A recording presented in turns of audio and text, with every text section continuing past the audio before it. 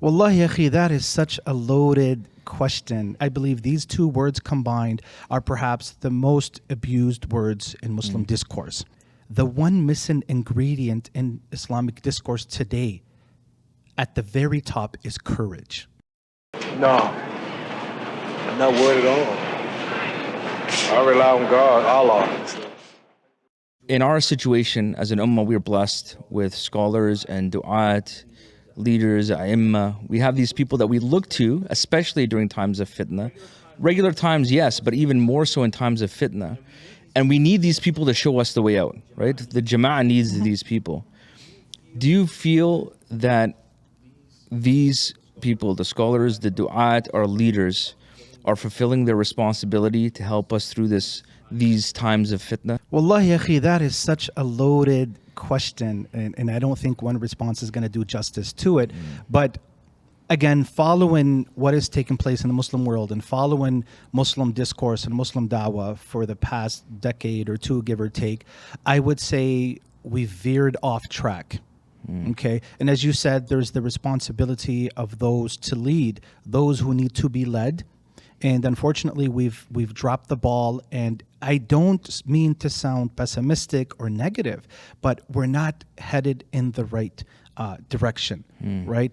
With the average Muslim that's already confused, okay? You have voices from many, innumerable, countless directions. And so I feel the easy way out is just to remain silent on a lot of these topics. And we're constantly seeing more and more of the maslahayak wisdom card being thrown around. I mean, I believe these two words combined are perhaps the most abused words in Muslim discourse. Now, in terms of the da'i, the shaykh, the imam, the instructor, the scholar, right? Well, no, wisdom dictates ABC. Wisdom entails that we do XYZ. Or, the other way as well, perhaps it's better that we just remain silent on this subject. And I find this to be it's not a realistic approach, and I think it does more damage than it does good. So do you think there is an inadequate assessment of the fitan or an unwillingness to confront it? I would say it's the latter. I think it's the unwillingness to confront it, because like any other position, right?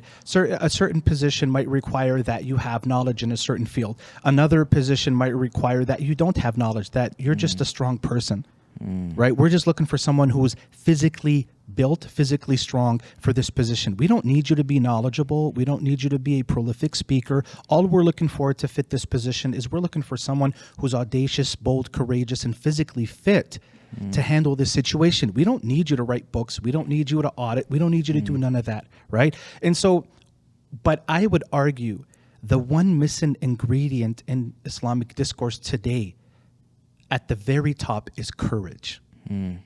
Okay? Which is not to say the other ingredients are not important, but today, unlike any time before in history, we need courageous Muslim speakers, courageous imams, courageous scholars, courageous sheikhs. We, especially in today's society, we need people who are going to be bold and to vocalize and to verbalize in front of the whole world what our positions are, our values, our principles. If you have all the knowledge in the world, you've memorized Al-Bukhari, you've memorized the Quran, you've memorized Muslim, you've memorized Ibn Majah, Sunnah, you've memorized all the books.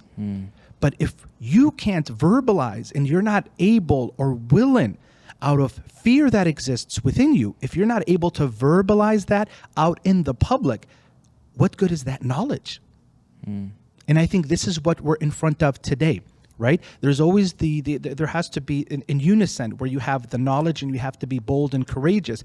But I find today we can use courage perhaps even more than knowledge. Right? Because of, again, the existing voices that are out there.